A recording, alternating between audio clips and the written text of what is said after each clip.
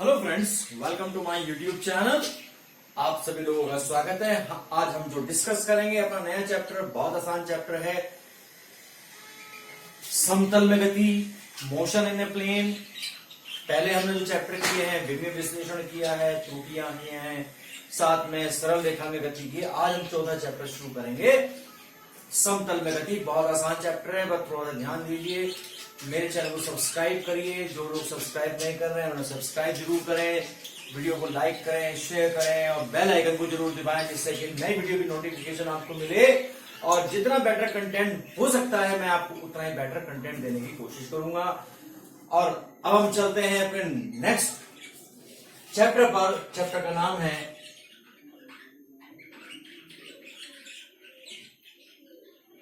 समतल में गति।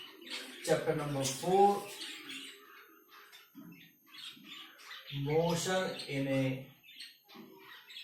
प्लेन की हम बात करेंगे। तो इसमें क्या क्या चीज आएगी? अभी तक हमने सरल रेखा में जो गति पढ़ी है वो केवल एक रेखीय गति थी। अब यहाँ पे द्विरेखीय गति या त्रिरेखीय गति के बारे में बात करेंगे, यानी प्लेन जिसमें एक्स वाई भी शामिल होता है, वाई जेड भी शामिल होता है, जेड एक्स भी शामिल होता है, साथ में एक्स वाई जेड भी शामिल हो सकता है।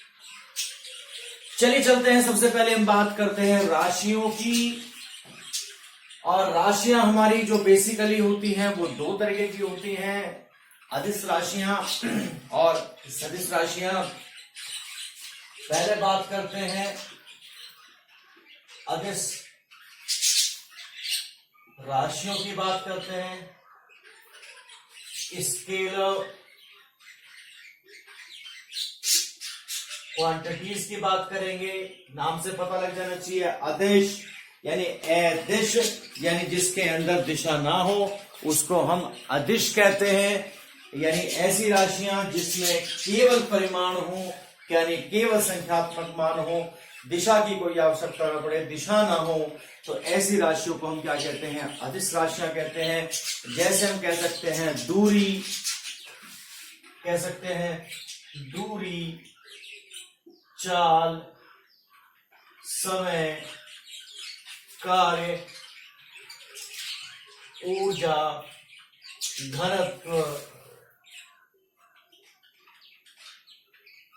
इत्यादि। इनमें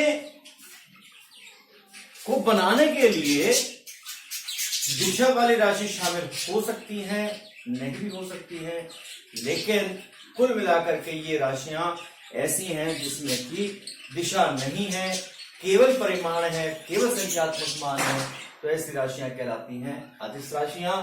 तो दूसरी राशियां हमारे पास आती हैं सदिश राशियां, यानी वेक्टर क्वांटिटीज। सदिश से सहित, दिश मतलब दिशा, ऐसी राशियां जिनमें परिमाण के साथ साथ दिशा भी होती है, या जिन्हें निर्देशित करने के लिए, प्रदर्शित करने के लिए परिमाण के साथ साथ दिशा की भी आवश्यकता होती है, सदिश राशियां कहलाती हैं। परिभाषा मैंने आपको बता चुका हूं। ये राशियां जिनमें परिमाण के साथ साथ दिशा भी होती है सदिश राशियां कहलाती हैं। जैसे क्या क्या होगा भाई? एक होगा विस्थापन, होगा वेग, होगा त्वरण, होगा बल, बलाघूर्ण, कोणीय संवेग,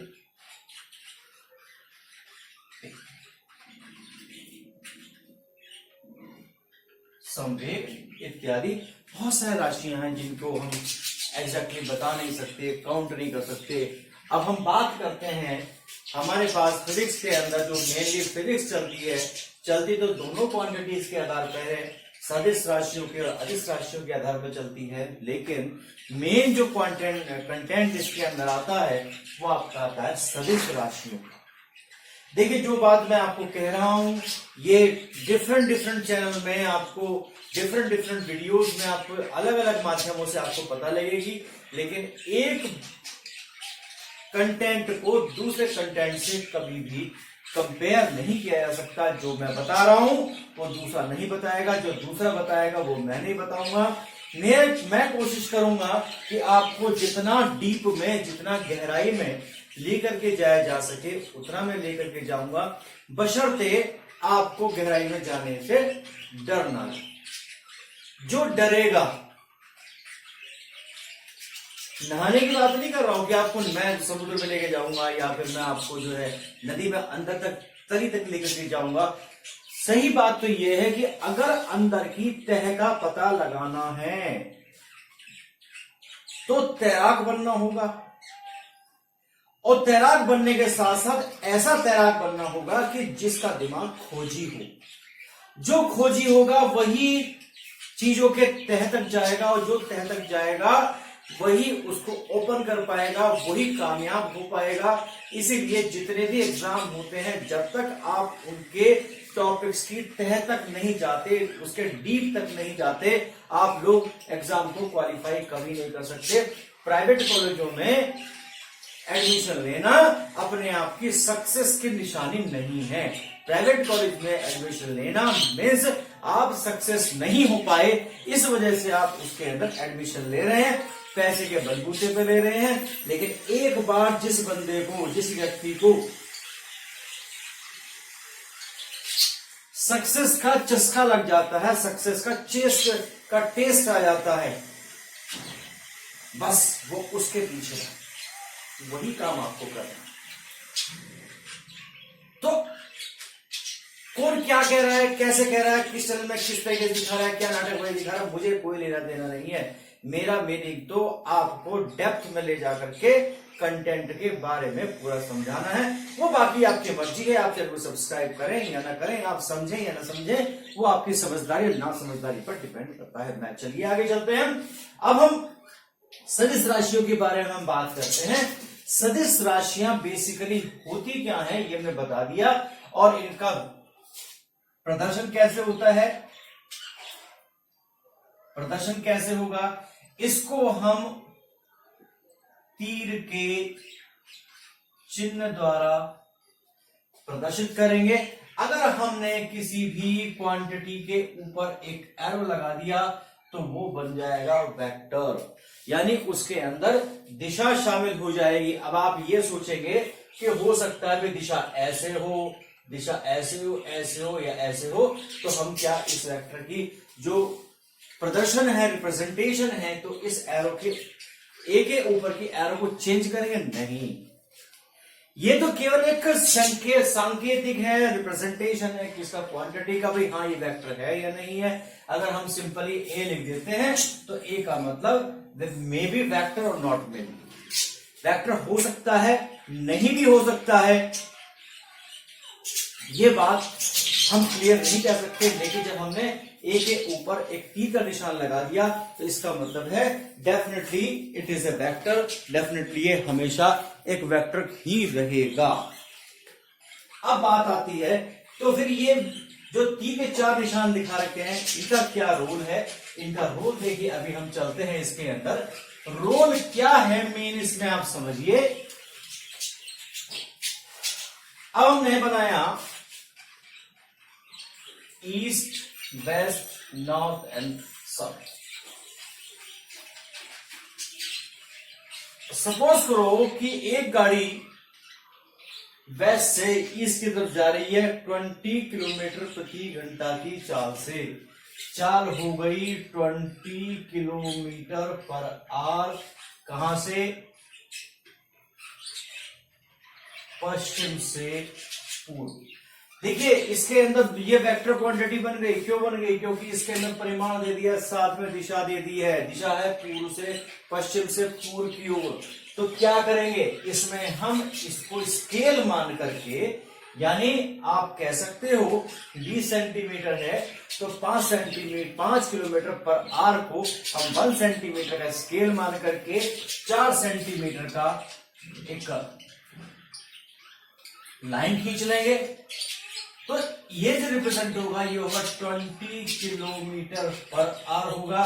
तो क्या हुआ, लेंथ ने क्या बताया, लेंथ ने बताया मैग्नीट्यूड यानी परिमाण को बताया। और कहां से चले, जहां से चले ये कहलाती है इसकी पूंछ यानी टेल, और ये कहलाती है सिर या हेड। पूंछ जो बताएगी या टेल जो बताएगी वो प्रारंभिक स्थिति को बताएगी कहां से चल रहे हैं, और सिर क्या बताएगा, सिर बताएगा अंतिम स्थिति को बताएगा। अंतिम स्थिति का मतलब हो गया कि कहां पर हम पहुंच रहे हैं। लेकिन अगर ये स्ट्रेट लाइन में है, अब सपोज करो कि कोई गाड़ी चलते चलते सीधे चलते चलते अचानक मुड़ जाती है अपनी प्रारंभिक स्थिति के से 60 डिग्री के कोण पर, तो क्या होगा भाई, तो जैसे हम जहां मुड़ने की कोशिश कर रहे हैं या हम मुड़े वहां पहला वेक्टर समाप्त हो गया, यानी यहां प्रारंभिक था, पहले वेक्टर का एंड यहां हो गया, और जिस पॉइंट से वो मुड़ा वहां दूसरे वेक्टर का प्रारंभ स्टार्ट होकर के और जहां हमारे का दूसरे वेक्टर का एंड स्टार्ट हो गया। तो इसका मतलब हमने क्या किया, हमने दो वेक्टर्स को शामिल कर लिया दो दिशाओं में। एक दिशा तो ये थी जिसमें जा रहे थे, सरल रेखीय दिशा थी, और दूसरी दिशा में मुड़ गया तो द्विविमीय हो गया, यानी किसी तल में हो गया, एक्स वाई में, वाई जेड में, जेड एक्स में हो गया। तो ये हो गया किसमें, समतल में गति का उदाहरण हो गया। अब हम बात करते हैं इनका रिजल्ट कैसे निकलेगा, इसका रिजल्ट हम बाद में बात करेंगे, लेकिन फिलहाल हम वेक्टर क्वांटिटी की बात कर रहे हैं। वेक्टर क्वांटिटी में क्या होता है, वेक्टर राशियों को तीर के निशान द्वारा प्रदर्शित किया जाता है। जो पूंछ है वो प्रारंभिक स्थिति को बताएगी, जो हेड है, सिरा है, वो अंतिम स्थिति यानी जहां फाइनल डेस्टिनेशन को बताएगा। तो इस तरीके से हम रिप्रेजेंट करते हैं। अब हम चलते हैं वेक्टर्स के प्रकार किस किस प्रकार के होते हैं वेक्टर्स के या सदिश राशियों के प्रकार की हम बात करते हैं।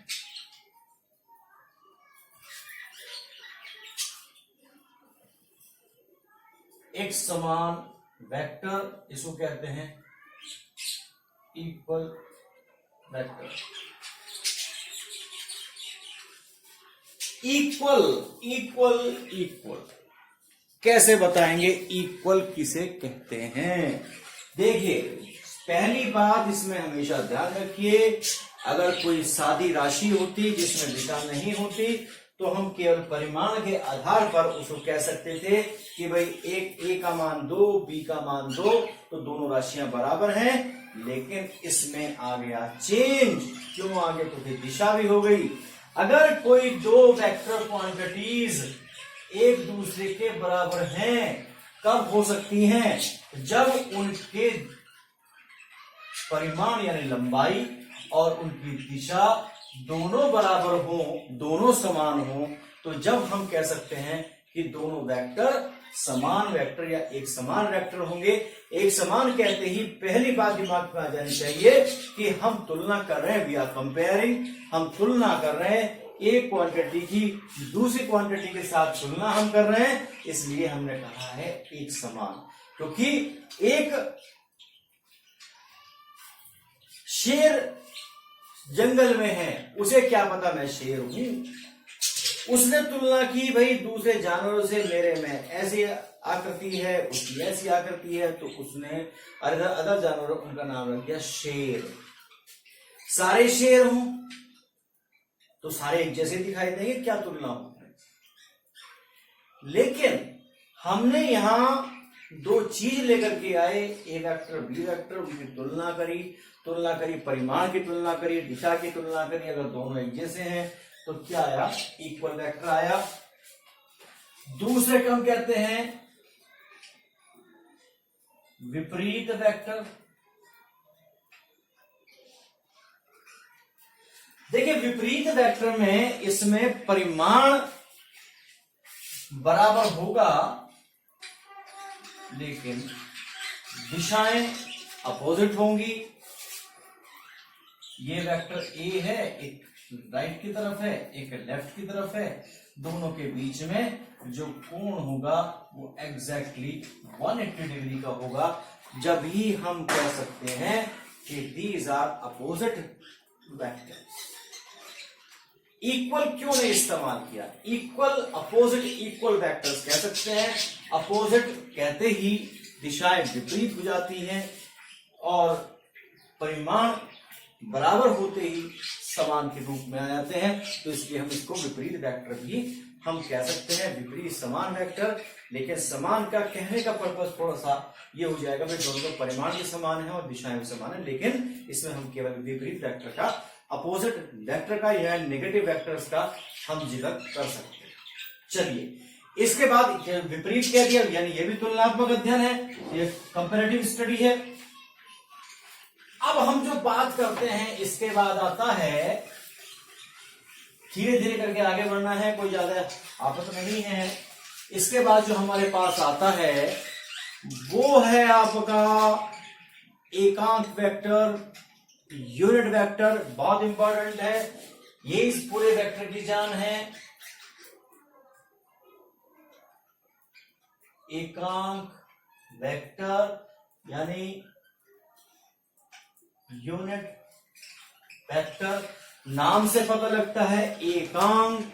एकांक यानी एक अंक, ऐसा वेक्टर जिसका परिमाण एक हो और जिसका इस्तेमाल केवल क्वांटिटी की या राशियों की दिशा बताने में किया जाए, तो इसलिए इसको हम दिशात्मक वेक्टर भी कह सकते हैं। इसका परिमाण एक होता है और इसको रिप्रेजेंट कराते हैं कैप लगा करके। अगर हमने एक के ऊपर कैप लगा दी तो इसके अंदर दिशा है, लेकिन इसका परिमाण एक ही है, इसके अलावा दूसरा नहीं है। कैसे निकालेंगे? अगर किसी एकांक वेक्टर को निकालना हो तो किसी वेक्टर को उसके परिमाण से भाग दे दें। अगर हमारे पास ए वेक्टर है तो उसका परिमाण हमें पता है, उससे हम भाग दे दें तो क्या बचेगा? जो दिशा बचेगी उसका नाम, और दिशा के साथ उसकी गुणा में होगा एक, इसलिए उसका नाम दिया जाएगा एकांक vector. Vector A is equal to A into A cap होगा। तो आज हम इस टॉपिक से आगे नहीं बढ़ते हैं, धीरे धीरे करके टॉपिक्स, क्योंकि पिछले चैप्टर उसको भी आपको रिवाइज करते रहना है, क्योंकि जैसे जैसे हम लोग आगे बढ़ेंगे, सिलेबस आगे बढ़ेगा, टॉपिक्स की level of difficulty, level of problem बढ़ती जाएगी, अंडरस्टैंडिंग बढ़ती जाएगी। जैसे जैसे हमारी एज का ग्रोथ होता है, बॉडी का ग्रोथ भी होता है, हार्मोनल चेंज भी आता है। इसी तरीके से इसके हार्मोन्स हैं, जो बेसिक सेल्स हमने स्टार्टिंग में पढ़े, आगे हार्मोन्स का डेवलपमेंट है, हार्मोन्स का इंक्रीमेंट है। तो इसी तरीके से हम लोग आगे बढ़ते जाएंगे, लेकिन पीछे का टॉपिक क्लियर होना जरूरी है, क्योंकि उससे ही आगे के टॉपिक कुछ संबंधित होते हैं। इस तरीके से आज हमने अपने इन टॉपिक्स को कंप्लीट किया। नेक्स्ट टॉपिक को नेक्स्ट वीडियो में लेके चलेंगे। इतने हम आपके पास दोबारा आए, इससे पहले आप लोग इन सभी वीडियोस को देख लें, उसे कंटेंट में क्या है, कंटेंट कैसा लगा है, इस बात में कमेंट बॉक्स में लिखिए। प्रॉब्लम आती है, किस टॉपिक पर प्रॉब्लम आती है, आप लोग उसको जरूर लिखें।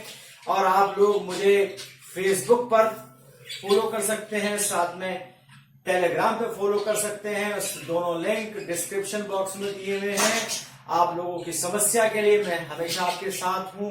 मेरे साथ बने रहिए, वर्क करते रहिए, हंसते रहिए, खुश रहिए, मुस्कुराते रहिए। Thank you for watching.